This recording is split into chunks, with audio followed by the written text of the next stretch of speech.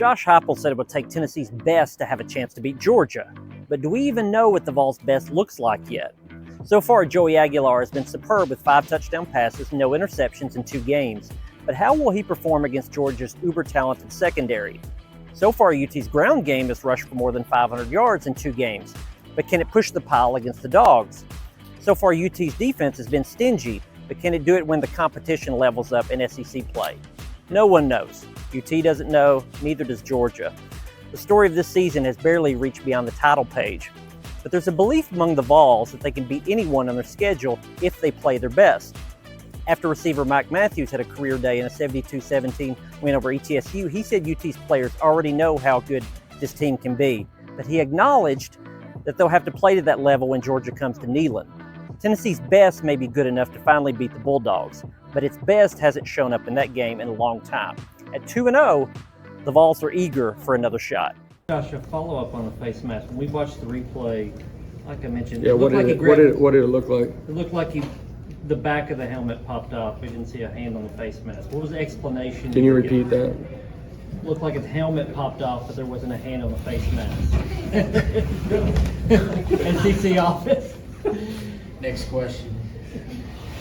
But what did they give you an explanation of why it was called? Next question. Anything else for Coach? You want to ask about the 12 men on the field? I would, yeah. Okay. What did it look like? Okay. Thank you. We'll have players shortly. All right. Appreciate it. Josh has got a great team and program. They're a playoff team from last year that we've had some really, really physical games with. It'll be no different. They are built around toughness, running the ball and stopping the run, which they're very good at both. And I think people have a mistake about their offense that scores so many points, but they are very physical. You look at last year's game between both teams, both lines of the scrimmage were extremely physical, and it's been that way every time we played each other. So it won't be any different this time. Going to a tough place to play. First game on the road in the SEC. When you open up on the road in the SEC, it's always challenging. It'd be important that our players understand that the environment is something that you don't have to worry about. You got to worry about how you play, and sometimes that's easier said than done, especially with young players. But we'll prepare for it, and we're excited to go play. These are the games you come to Georgia to play in. So I'm excited for these guys. Hey, it's Mark Weiser of the Athens Banner-Herald. It's Georgia-Tennessee week after Kirby Smart's Monday press conference. Bulldogs opening SEC play with a top 15 matchup at Tennessee. Kirby called it one of the toughest places in college football to play. These are games you come to Georgia to play, he said. Now, coming out of the win against FCS Austin Peay, there's some questions about Georgia's downfield passing game with Gunnar Stockton, as well as the offense. Kirby said today that, pass protection plays a role in that, and Gunnar credited him for, getting out of difficult down and distance situations by using his legs. So Georgia avoiding those third and long type situations. Colby Young said when the defenses are playing up more, they'll take more shots, but compared Gunnar to Russell Wilson, said he has confidence in him. Some injury updates for you. Tight end Ethan Barber undergoing surgery for a significant ankle injury. Kirby Smart said he compared the injury to what Marcus Rosemy-Jacksaint had, and he was out for the year after his injury against Florida.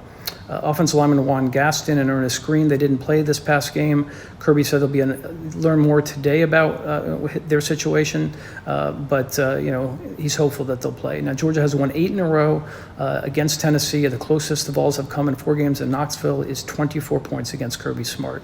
We'll see if this week how that turns out. The line is going down. Maybe the bettors are seeing the Vols as the best bet, but Georgia looking for another win to open SEC play.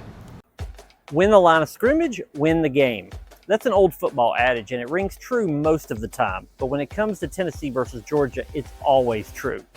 Georgia has won 8 straight over the Vols by double-digit margins, including the last 4 during Josh Heupel's tenure. Georgia's winning formula has been simple. It's won the line of scrimmage. The Dogs have outrushed UT by an average of about 60 yards per game in the past 4 meetings, and they've protected their quarterback extremely well. In the last 4 games between these teams, Georgia has 18 sacks. UT has only 3. So can that change in this matchup? Maybe.